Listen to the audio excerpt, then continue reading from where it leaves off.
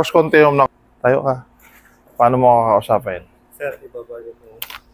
Ilan ang effective? Mga ano, sir? Bibili ka ng 2, 3. 1, 2, 3. 1, 2, 3. May patalim si tao. Yun, doon ka sa malayo. Ganyan distansya. Dapat nakabunot na to. Bitawan mo yan. Bitawan mo yan. Talikod. Taas ang kamay. O, di ba? Ganun siya. Kailangan nakabunot na yan. Huwag kang lalapit sa tao. Halika, halika na, halika na. May panaksak. Dito, lapit ka, lapit. Ganyan ka lapit.